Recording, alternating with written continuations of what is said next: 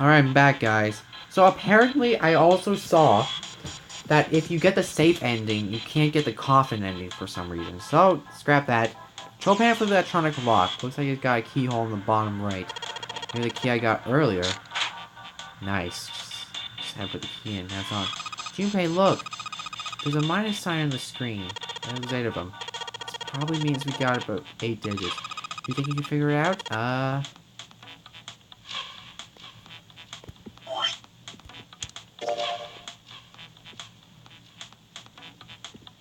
am I supposed to figure this out?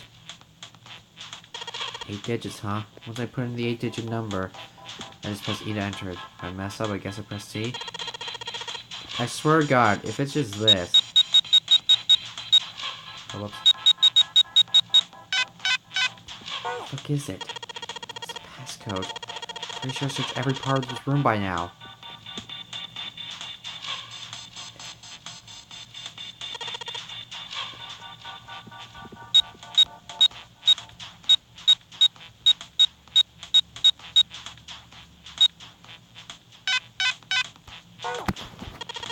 It's the passcode. Pretty sure I searched every part of the room by now. Just one thing.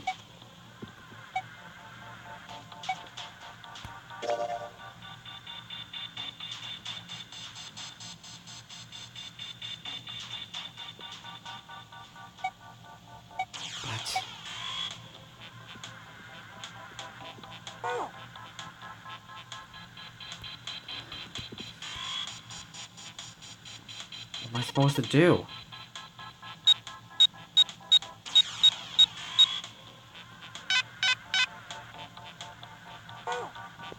Shit! Wrong again. Hey, Junpei, did you find a list of numbers and letters? Don't you think that might be a clue? Huh. Even so...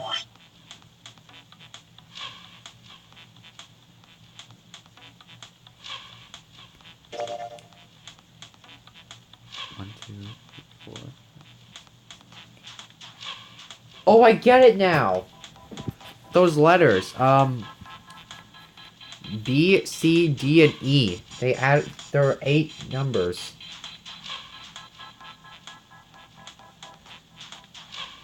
Right. I think I might get it. I think this might be it, guys.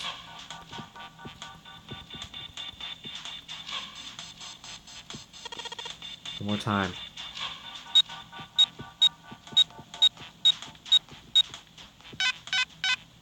What?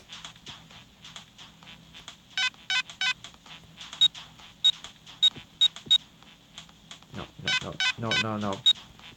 10, 11, 12, 13. What could it be? Guys, why isn't this working? Hey, Junpei, look at the letters on the monitor. The letters on the monitor. Oh! 0! 0.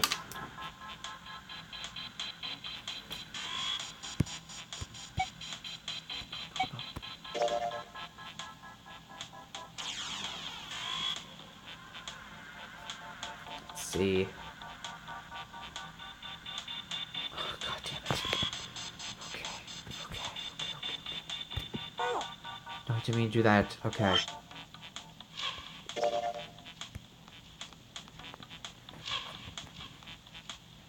10, 11, 12, 13, 14, 15, 16, 17, 18, 19, 20, 21, 22, 23, 24. 25, 26, 27. 28, 29, 30, 31, 32, 33, 34.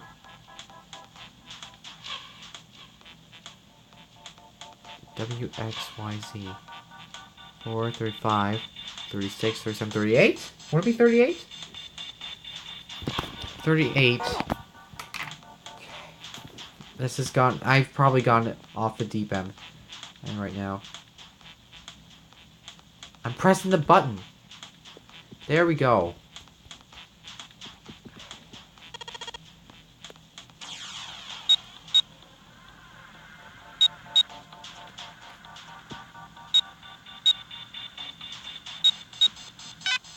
God damn That wasn't gonna work.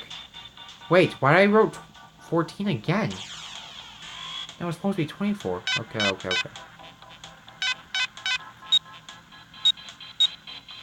13,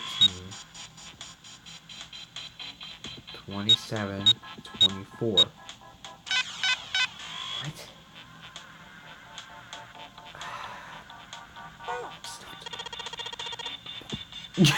Junpei is pissed. I don't get this. What the hell am I supposed to do? Hey, Junpei, the list had something to do with, like, number base and stuff, right? Yeah, I think so. What the heck has the decimal number A, B, and base 10? Oh, B. And C? So that means you can make letters into two number digits, right? I guess so. Well, don't you think you could apply the same idea? Huh? Okay. We got 0. Let me do this again because I'm stupid as fuck. Okay. 14 is E, no doubt. 15, 16, 17, 18, 19, 20, 21, 22, 23, 24. 0 is 24. 25, 26, 27. R is 27. 28, 29, 30, 31. Wait, R is 27. 27. 28, 29, 30, 31. W, X, Y, Z. It's supposed to be 35. I think it's supposed to be 35. I probably got this wrong, guys. Mess up. Junpei will throw this. Okay, so 35, 14, 27. There we go, finally! Yes! It worked. Good job, Junpei! Excellent, you seem to have unlocked it. Good work, Junpei. Alright, let's go. He doesn't have the gun. I guess this is it, guys.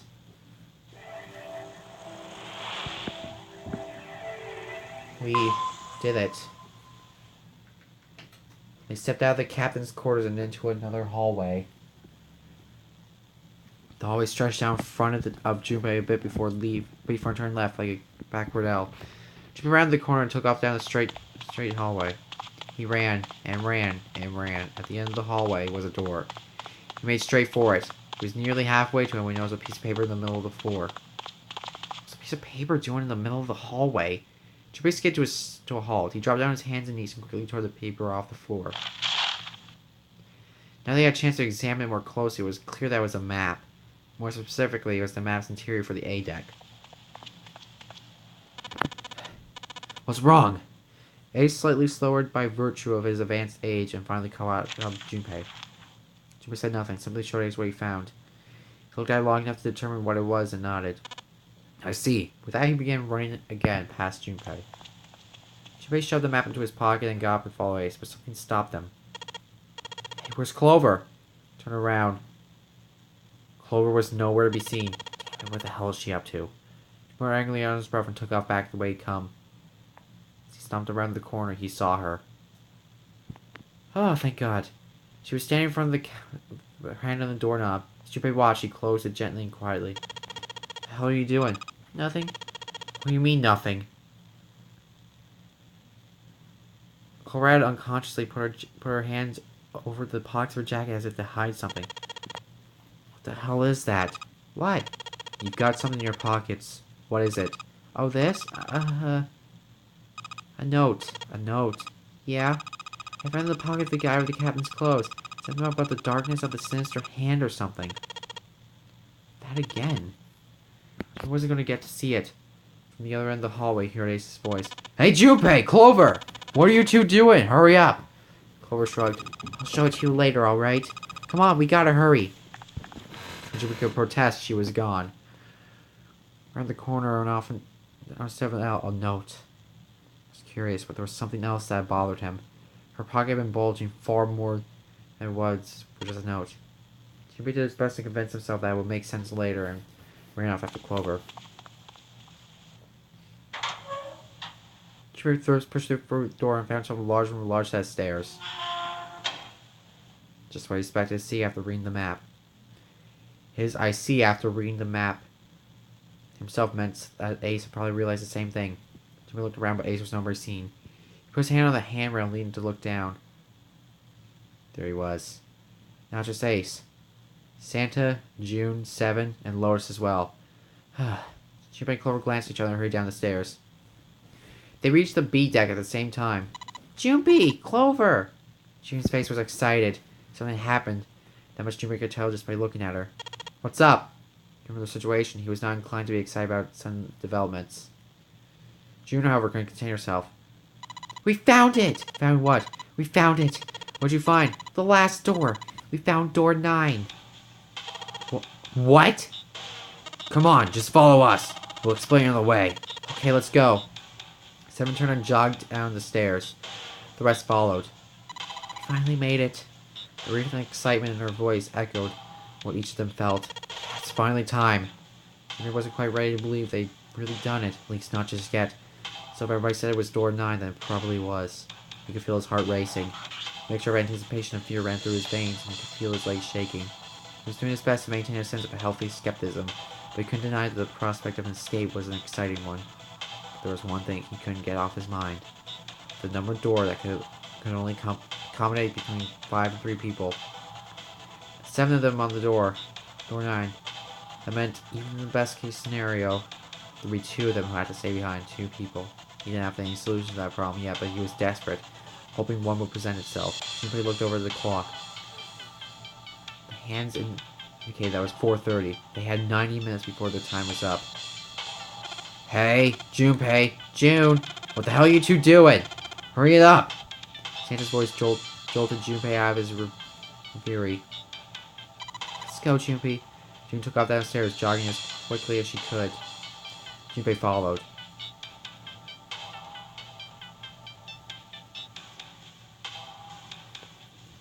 Still gotta get Snake out. Lucky for me, I have the code somewhere. As a group, they piled into the elevator and rode impatiently down to E deck. It looked familiar. There was a metal grate between the 2 elevators. Some grabbed hold and began to talk. I know I told you I'd explain it later, but honestly there ain't much to explain. After split off from you guys, the 4 of us got to the elevator on the left. After that, it took us to the other side of the grate. After that, they headed down another hallway.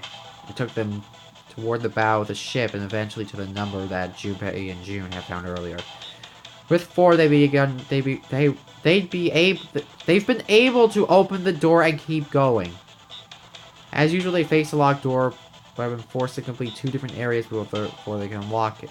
Once they were through that door, there was another hallway that went in the other direction toward the stern. From where we found in the elevator. That's right. So in other words, you kind of did a lap, huh? You came from that side to this side. Yeah? That settled. Junpei looked around. So where's the number 9 door? Over here. Follow me. 7 began walking down the hallway that lead toward the stern. Junpei and the others broke into a jog to keep up with them. They've been walking for a while. June in slight step with Junpei when she spoke. You know, it's because of Santa that we're all here right now. Huh? All 7 of us are going through door 9. You don't get it? Santa, 7, and Lotus. What's their digital route? 9. It's 9. That's right. They could have just left me behind and kept going if they wanted to. But they didn't. Yes, because Santa wouldn't let them. He said, we can't leave June behind. That's why we went looking for you guys. And you got on the elevator and went back to the central staircase. That's right. Well, I wouldn't have called that one. Santa will be one to stick up for you. I mean, she felt his eyebrows knit as he considered that. Oh, don't get me wrong. Perhaps June sensed Junpei's concern. I don't mean that Seven and Lotus said they want to leave me behind. We were just talking about it and Santa objected to it first. Junpei was about to respond when Seven suddenly stopped. In front of them stood a door. So this is... I couldn't see Seven's face, but you could see him nod.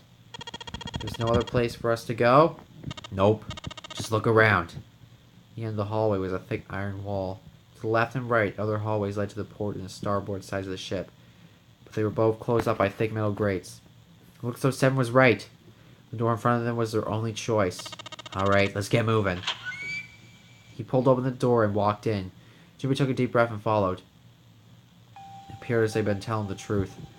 The first thing Junpei saw as he entered the room was the number 9. Like all others, it was a rough thing made of red paint. The door decorated sat on the back wall of a rectangular room. Junpei ran to it. It was a large double door with powerful styling. Something about it was almost majestic, and it made the red paint look especially garish. Junpei grabbed the handle and shook. It didn't budge, but he hadn't expected it to. The red was bolted to the wall next to the door, displayed vacant. Finally, they arrived. Junpei felt as a flood of motion wash over him. He felt a chill down his back, and his chest tightened even as his blood began to boil. He was about to speak when... Junpei, look behind you! He turned around. Junpei could scarcely believe what he saw. A door and a 9. There was another one. Hey, what the hell? What the hell is going on here? His words came slowly, and his brain struggled to understand what he'd seen. On shaky legs, he made his way to the second 9. There was a small door set parallel to the door they'd come through, but in the other corner of the room. 9. There was no mistaking the number. If there's any more proof was needed, a red was next to the door. He grabbed the handle and shook the door, not because he expected it to open, but because he had to make sure it was real. Why the hell are there 2 doors? It was Ace who spoke first. Do you think perhaps one is the right door and the other is the wrong one? Lois was skeptical. I don't know about that. That's what I thought at first. That seems unlikely. What makes you say so? Well, think about all the rooms we've been through so far. They're full of puzzles, but there are always hints on how to solve them. I'm pretty sure there aren't any rooms where we just have to go with our best guess and leave it to instinct to solve the puzzles. Do you really think that at the very end of our game, is Zero's suddenly going to throw in something that depends entirely on luck? Then you're saying there's some sort of hint in this room? No, I don't think there is a hint anywhere in here. I searched it very well when I was in here before. I didn't find anything that might have been a hint, though. Well, then that means...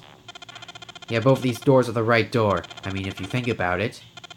Zero never actually said there was only one door with a 9 on it. The exit hint was there. Seek the door that carries a 9. He muttered to himself. So there are 2 numbered doors. If we split up right. It's not going to work. Junpei blinked and looked up at Clover. She held out her hand. You got a notebook and pen, right? Can I borrow them? Oh, great. Is this where Ace pulls out the 9th bracelet and it's just like, we can get the fuck out of here? Look at this. Down on the desk. Everyone else gathered around her and watched as she wrote down a series of numbers.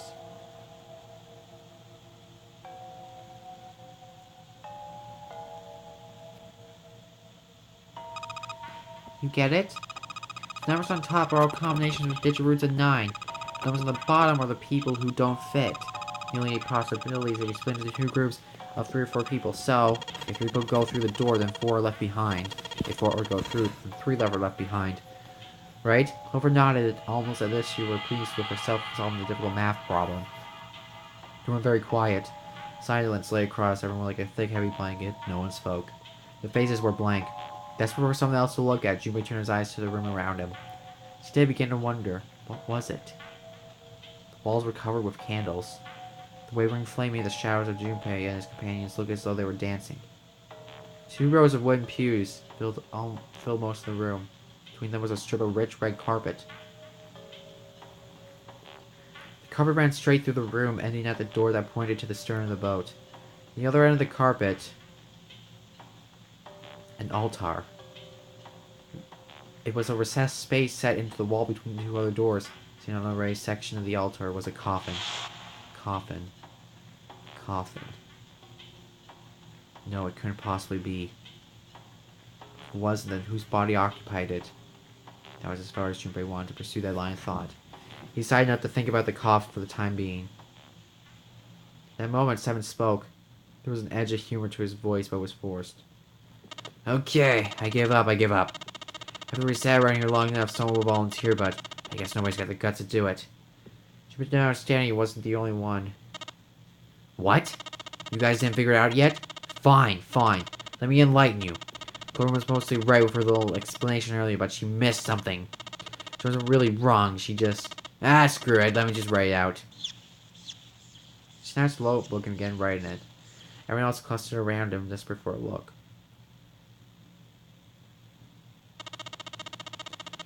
If you try leaving a group of 3 and a group of 4, and get everyone out, Clover's right. But there's another way. Only one combination, though. If you split us up in groups of 3, 3, and 1, you can make the combination. Wait, this means... Don't get me wrong here. I'm not trying to copy Ace or anything like that. Even if you haven't been the hero back in the big hospital room, I still be saying the same thing. The same thing? Are you saying... Yeah, I am. I'll stay behind. No, you're not. We're all gonna make it out of here alive. But why are you acting so heroic all of a sudden? Are you some kind of idiot? Lois was the first to speak. That in itself was a little strange. She reacted much different when Ace had volunteered. I'm completely against this. I'll be goddamned if I'm going to have to owe you for getting out of here. Best began to speak all at once. I'm against it too. I don't want to leave Ace behind, and I don't want to leave you either. I don't like that idea. There's gotta be other options. I disagree as well. I can't say I care much for you being the hero. Finally, they quieted down. Junpei looked at Seven. Well, there you go, Seven. Proposal denied! Clover's right. There's gotta be a better way than this. Seven made some sort of noise out of between this snort and cough. Doesn't make any sense. He was doing his best to pretend they were making a foolish decision, but Junpei could see the twinkle of water at the corners of Seven's eyes.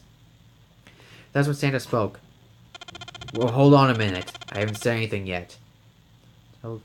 Tell then, Junpei hadn't realized that Santa stayed quiet for the whole discussion on Seven's fate. Santa's voice made Junpei uncomfortable. Are you agreeing? You want to leave him here? Santa shook his head. Nah, I'm against it. I don't want to leave somebody here alone. I don't see how it matters. I said alone. Yeah? I said I don't want to leave Seven alone. There was a dull shine in Santa's eyes. They were cold and hard. Junpei felt himself shiver.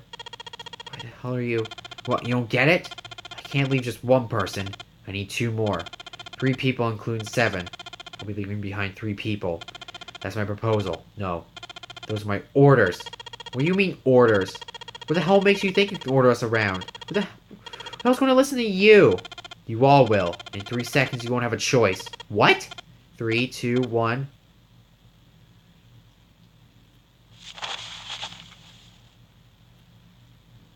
Don't do it. Don't do it. Ah! You motherfucker! God damn it, the tables have turned! He had June. See? I told you. His lips curled into a cruel, mocking smile. A shadow traveled to the length of Junpei's spine. His chest froze and you could feel his breath go still in his lungs. Nothing made sense. Junpei felt as though his head about to explode. Santa's sudden change in attitude. Saying he needed 2 more. The gun in his right hand, a revolver. He grabbed June from behind and pressed what... Jesus fucking Christ, you crazy bastard. What's he doing with a gun? On earth had Santa possibly found a gun? Junpei's question roared in his mind, but his mouth refused to ask him. Sam spoke almost as though he sensed Junpei's confusion. The gun's from the other room. What room? One of the rooms behind door 6. I should have known he was going to do this. I should have taken the gun. Well, too late now, fat ass. Damn it. Mixture of fear and frustration twisted Seven's face and glared at Seven. Santa, for his part, didn't do so much as flinch. The corner of his lip twitched into a slightly wider smile. Then the smile faded and he began to move. He walked backward, dragging June with him. Before long, his back was rested against the door. On the wall next to him was the red. He put his hand on the scanner panel quickly and forced June to do the same. Now, time for you to start following my orders. Ace, Lois, congratulations, I've chosen you to come with me. Put your hands on the red. That was what Santa had meant when he said he needed 2 more. Hey, you deaf! I gave you an order! What the fuck is wrong with you? Jesus Christ. Santa's eyes narrowed to slits. He glared at Ace and Lotus. They stayed frozen like deer caught in the headlights of an oncoming car. Right. Fine! I didn't want to waste any bullets, but you guys just don't get it. No sooner were words out of Santa's mouth than his hands... Oh my god, thank you. Thank you for missing that shot. Jesus Christ, I thought you were actually going to do it. There's no doubt the gun was real and worked. But why? Santa, why are you... Lois' voice spoke with disbelief. I thought you were one of us. I thought we were friends. What? I knew about the leaf word and the 4-leaf clover. Then she twitched almost in... What the hell is this shit? I got no idea. You're lying. Shut up. Just shut up, you stupid bitch. You want me to put a bullet in your fucking head? Bucks a spit from Santa's mouth. His face twisted with rage. Clover recoiled, her eyes wide. She spoke, her voice was very small. Santa. He snorted and shook his head vigorously and turned to face Ace and Lotus. Alright, assholes. What are you still standing around there for? Get over here and scan those bracelets. I don't have all day. Well, what's the matter? Your hearing's starting to go? Going senile, maybe? Ace and Lotus still didn't move. It almost seems they couldn't move. June's face was pale as Santa's arm. Her eyes were wild. And her chest heaved. With a quick breath like an animal cornered by a predator. Junpei's mind worked furiously. What are they going to do? Then he realized something. There was nothing they needed to do. There was nothing to debate. June's safety was first priority. That much was obvious. But Santa had command meant that she would be saved from at least 2 threats. She wouldn't be shot, and she would leave the ship. One thing for Junpei to do. He turned to Ace and Lotus. Please, go. Huh? But, Junpei, what are you saying? If you stay here, you're going to be stuck, Junpei. And so will Clover and Seven. I know. You don't need to worry about us. We'll figure something out. Right, Seven? Right! You just leave it to us! It's gonna piss me off to do what Santa says, but... Don't worry about me either. There's still something I have to take care of. But no, you can't. Ace! Lotus, don't do it. Don't worry about me. Please. He was almost crying. Junpei walked around behind Ace and Lotus. Without a word, he laid a hand on each of their backs and gently pushed them forward. They almost stumbled and ready themselves took another step and another. They turned around and Junpei nodded. Ace and Lotus turned around again and walked slowly toward the door where Santa was waiting for them. After what seemed like an eternity, they stopped in front of the door marked 9. Santa smiled. Alright, now let's get those hands off the scanner panel. What's the holdup? What, you think I'm fucking around here? I don't give a shit about this girl. The red... Okay, you didn't say it like 20 minutes ago when you were in the 9th door saying that you can't leave her here. The red doesn't need a person, you know. All it needs is a bracelet. You get it? Good. Now put your fucking hands on the scanner. I'm not gonna say it again. She shoved the revolver harder against June's head and she wins. Fine. Ace sighed defeated and placed his hand on the scanner panel. Rose went next. Rose third. Add Santa and slammed her hand on the scanner panel. Full Fasters blinked. Good job. Now Lotus, pull that lever. As soon as the door opens, you get your ass in there. Try anything stupid and you know what happens, right?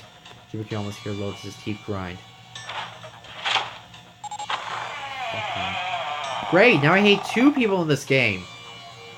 Door slid open. Door number 9 opened at last. Level with a low, powerful rumble. A drum roll to welcome the chosen few. Alright, go! Lotus and Ace walked through the door, their eyes furious but defeated. Santa waited till they were all the way inside and hauled himself and June across the threshold as well. Later.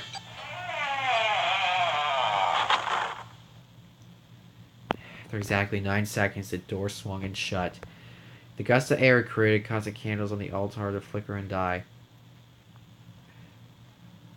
The room fell silent. Junpei, Clover, and Seven had been left behind. Clover looked down at her hand and traced her fingers, the faint blue veins that crisscrossed them.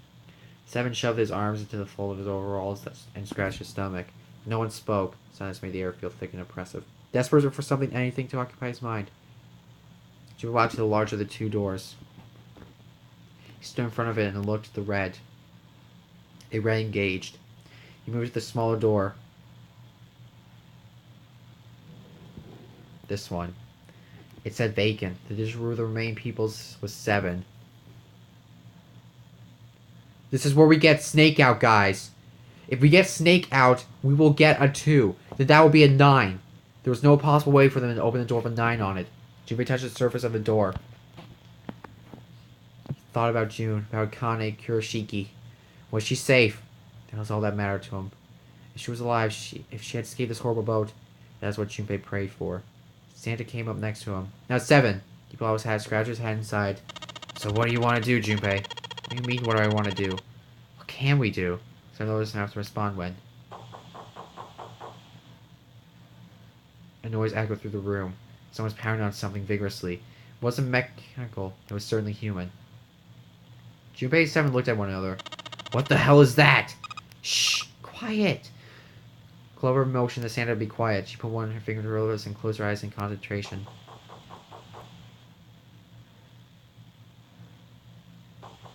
Three of them listened, trying to determine where the sound was coming from. Where? Where was it coming from? Could it be? I think it's coming from this coffin. You're right. Let's open it. But how? What are those muscles for? For show? You're telling me to force it open? Just shove and try. Junpei and Sam grabbed hold of the coffin. They tried to get a good grip with what little purchase they could find and pulled with all their strength. Damn it. It wouldn't even budge. There was some sort of keypad attached to the coffin. Its purpose would not have been difficult to determine. Their eyes were almost immediately drawn to it. And another one? Yeah, looks like it. Do you think we have to put in the right password or it won't open? I think so. The noise wasn't stopping. In fact, it was getting louder. They had no idea who was in the coffin, but they wanted out, and they want out now. They had no idea what they were supposed to do. Without a passcode, it didn't seem like there was a lot they could do. They couldn't even tell how many numbers the passcode needed to be. Is there a hint somewhere? Well, let's look for one. Fortunately, there didn't seem to be anything near the coffin. However, went to examine the pews, Seven examined the desk. They turned up nothing. Still, sound cell wouldn't stop. It wasn't a noise that belonged to that room.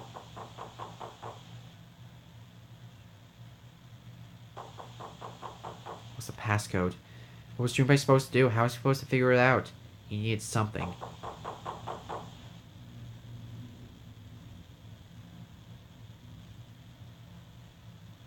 The word blank. Suddenly there was a voice inside of Junpei's head. Truth had gone. Truth had gone and truth had gone. Ah, now truth is asleep in the darkness of the sinister hand. What the hell was that? That voice! Junpei was utterly and completely baffled. Huh? What are you talking about? What's up? Seven Clover ran to him, but Junpei didn't know what to tell them. If he told them he heard a voice, they'd laugh or worse, think he was going insane. So all he said was, nothing. Clear so a little too loud and looked pointing down at his bracelet. There were a pair of small buttons protruding from either side of it. Junpei pressed the buttons on the bracelet.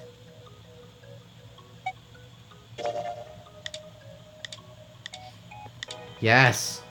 This is it, guys! That was it! 1 4 3 8 3 4 2 1. It's the code! 8 numbers blinked on and off on the bracelet display. Check them one last time. Oh my god.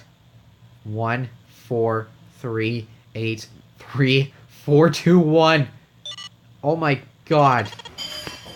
What the fuck just happened? One more of my fucking cat. Huh? Eh? Hey, what the hell were those numbers? My gosh, are those? Junpei didn't answer. He simply walked straight to the coffin. Let me pick up my charger. Cat, what is wrong with you? He knelt down in front of the keypad, running over the numbers in his head so he wouldn't forget. With the trembling fingers, he punched them in.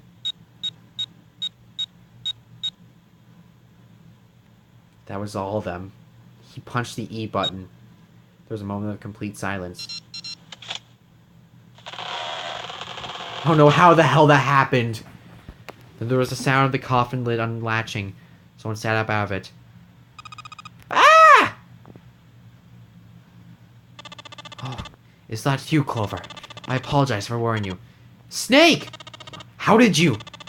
Junpei and Seven, is that you? Everyone else is there as well. Just like Rip Van Winkle. Who the fuck is that? Still, it was very much like Snake to simply cut to the heart of the matter and ask. I just remembered something. So I actually looked at that that disorder, and it's actually a real disorder, and I'm like, well, I'm kind of stupid to actually thinking it was false, because I just want to make sure, guys, it's a real thing. And and it's really, I feel bad for all those people who have it. Still, it's very much like Snake to simply cut to the heart of the matter and ask. Clover's eyes were filled with tears. You're back! With a cry of joy, she leapt into Snake's arms. Aww. Gently now.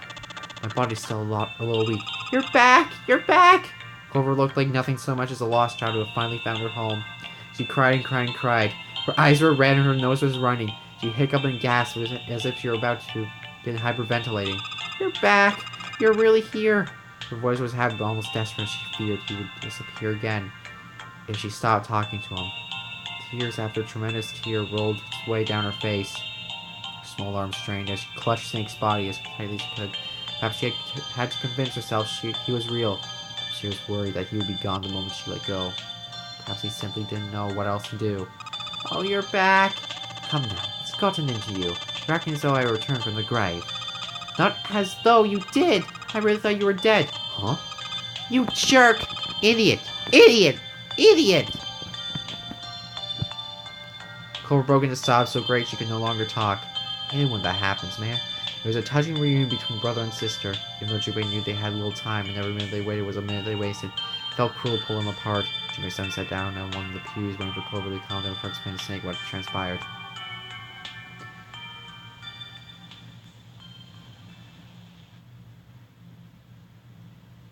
I see.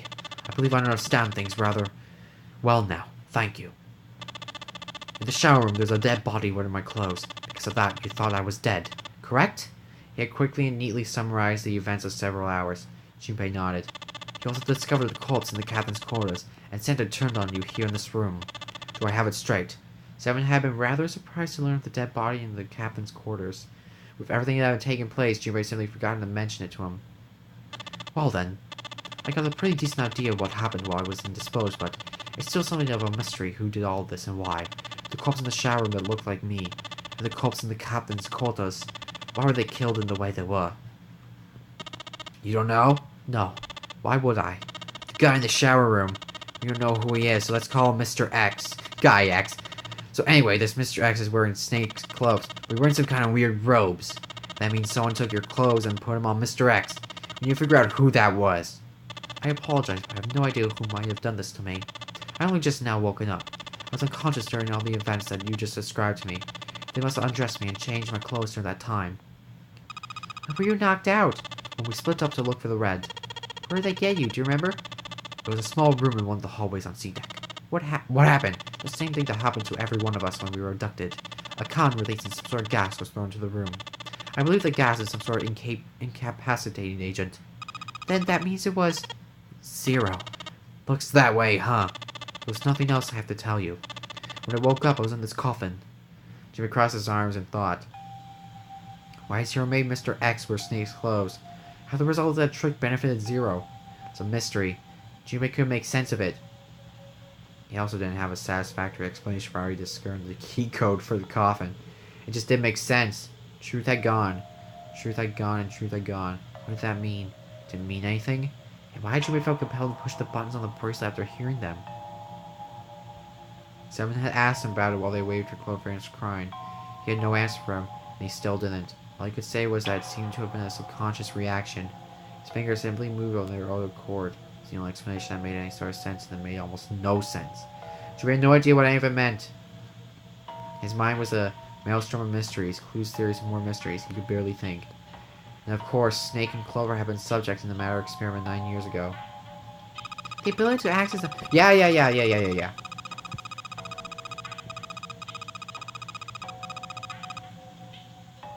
There had been another experiment conducted on the same ship 9 years ago. A girl died during it. Morphogenic field theory. 2 murders. Switching clothes. The non-airy game. And whatever the hell happened to Junpei himself. The maelstrom in his head spat out the worst ideas that disappeared back into it as soon as he grasped them. But as he struggled through them, Junpei began to realize something. There was something that tied all of them together. Zero. He was the ringleader, the person who had trapped 9 people on a sinking ship. Zero knew everything. If they could uncover Zero's identity, all their questions would be answered. Who was Zero? Junpei had the beginnings of a theory. He could only test it. Or perhaps. Anyway, we have plenty of time to decipher the details later. For now, it is of the utmost importance that we escape. Junpei, it was 4:30 last time you checked the clock, yes? That means we have less than an hour. We must hurry! Hey, how are we going to get out of here? Isn't that obvious? Through the other number 9 door. Yes! Oh yeah! Yeah, you're right! With Snake, we can open the door! Don't tell me you haven't figured that out. As they snipe back and forth, Junpei glanced at Snake's left hand. It was wearing bracelets with a 2 on it. Come on, you gotta tell me these things! I assume you figured it out. Yeah, forget it. Just get going. Seven stomped off toward the smaller 9 door. Clover, Snake, and Junpei followed. We're getting out of here, guys. Seven quickly laid his hands on the red, and Astros appeared on the screen. Junpei and the others followed suit, and laid their hands on the scanner panel. Soon there were 4 Astros on the screen. Seven glanced at them, then laid his hand on the lever of the red. Alright, you guys ready to go? Yeah, yes, yep. Pause for a moment. Not yet. Huh? Before we go, I'd like to check something. You want to check something? Well, before I do, Seven, could you pull the lever? I want to make sure we can verify we're just the 4 of us. What do you mean? We don't need... Just do it, alright? If the door opens, don't go in yet, okay? Please. This is really important. I need to check this, okay? Work with me here. Junpei looked directly into Seven's eyes. The older man looked for a moment and nodded. Fine.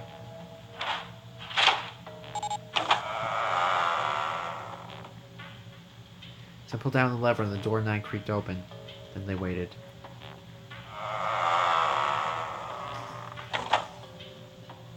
"9 seconds, the door closed. Alright, that means 4 of us can go into door 9. So? We knew that already. It's obvious? Obvious. Yeah, you're right, it is. What happens if we add Zero's bracelet? What? Zero's bracelet. Why don't you take it out, Clover? For a moment, Clover looked surprised, but she recovered quickly and struck her tongue out at Junpei. So you did know I had it. I picked it up because I thought it might be useful sometime. She reached into the pockets of her voluminous jacket and produced a bracelet. Junpei took it from her and turned to Seven. This was in the left hand of the corpse in the captain's quarters. If you look at it, you can see it's got a 0 on the face. Just to make this a little easier to talk about, I'm going to call the guy we found dead in the captain's quarters Cap. If Cap was really 0, that should be able to open door 9 with just me, Clover, and his bracelet. Oh yeah. Most importantly, if you were Cap and this was your game, would you really put one of these bracelets on yourself? Anyway, let's just give it a shot. Clover, give me your hand. Okay. After getting Clover scanned the bracelets, he waved Caps over the scanner panel. Then he pulled the lever. However, door didn't open. The red display read error. I knew it. Now, what does this tell us? Maybe the bracelet has to be on your wrist. Has to be on your wrist for it to work. No, that's impossible. See how the panel showed a 3rd asterisk when I scanned Captain's bracelet? Whether or not it's on your wrist doesn't matter. All you have to do is put the bracelet near the panel for it to register. Someone waved his bracelet in front of the scanner panel. Sure enough, a single asterisk appeared on the red. Huh. Looks like you're right. See? So what does that mean? There's only one possibility. That bracelet isn't the number 0. Is that what you're saying? That's right. Then, what number is it? Let's find out. Junpei. Alright, let's try these ones first.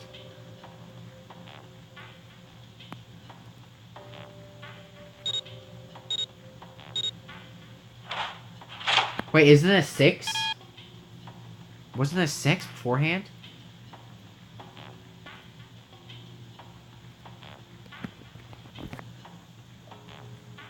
Snake.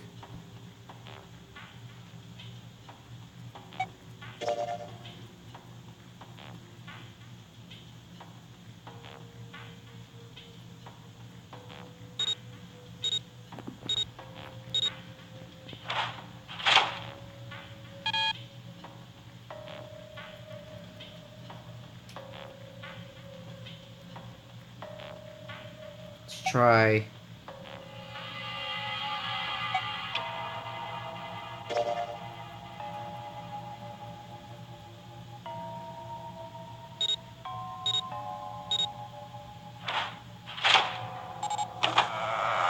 There we go. Hey, it opened! The door opened! What? Why? What does that mean? Both Seven and Clover seemed rather shaken, so they turned to look at Junpei for answers. The door slid heavily shut. Jimmy raised an eyebrow. Isn't it obvious? Captain's bracelet is number 6. What? Doesn't it say 0? This isn't a 0. The symbol on here isn't a number. It's a letter O. O? Whoa, wait a minute. I don't get it. I mean, we figured out that Captain's bracelet is 6, right? Yeah? Does that mean there are 2 people with 6s? For Jimmy answer, Snake spoke up. There is most likely one other person with a 6. But I don't get it. What about June? Oh, this is only an educated guess, but I think June's number was never 6 to begin with. Huh? Her bracelet was flipped? In other words, June's real number is 9. Seems most likely. And all this numbered door stuff was just a load of crap? Why would you say that? Because if June is 9, then the numbers wouldn't match up. I got Junpei's notebook again, writing furiously in it. Junpei leaned over to look at it. It's all the numbered doors June's gone through. Clover read each row out loud so that Snake could follow along. Alright, I made a list of all the numbered doors that June could have gone through. I wrote down which door she went into and with who. I also wrote down all the numbers were. So if you switch 9 wherever there is a 6, that won't work. If you is 7, then you can't open door 4. If you is 2, you can't open 8. Clover, do you notice anything interesting on that list? What do you mean? We're talking about 3, right? 3? Santa's always in the room with her. Santa's always in the room with her. That's what you're saying, isn't it? Yes, exactly. What about it? It's quite simple, really. You told me that the first time you came to this room, Santa was the first to refuse to leave June behind. Now, does that beg the question why? Why would Santa do such a thing? The answer is easy. Because Santa can't open door 9 with only 7 in Lotus. Of course, there's only one reason for that. His number isn't actually 3. Santa's real number. So would you be so kind to modify my sister's equations? Yeah, sure. Took a pen from a confused Clover began to adjust her calculations. That's what you're getting at, right, Snake? What? He finished the changes he made. When he finished, he looked at Snake. Snake smiled. Thank you. That's exactly right, 7. Santa's true number wasn't 3. It was 0. No way. Santa is 0? And June was 9, not 6. Contrary, Santa was 0, not 3. Plus 3 and minus 3. Cancel one another out. Nothing appears to have an order. And that means that even though he set the whole damn thing up, Santa was still playing by the rules of the non-air game this whole time? Precisely. So you're saying that Santa planned this whole thing? Not sure if he acted alone or not, but I think it's safe to conclude that he is 0. If my hypothesis is correct. Clover lipped. She seemed to be having some difficulty believing her brother's explanation. Junpei? June remained silent in thought. His hypothesis didn't satisfy him. June's bracelet was flipped? Never possible. There would have been 2 number 9 bracelets. If that were the case. There would have been 2 number 9 bracelets. Alright, that's enough talking. Let's go. It's high time we went through that door. Let's get the fuck out of here. Santa is 0. When I opened, they leapt through. The dad was directly in front of them as they came to the door. Quickly, they scanned their bracelets.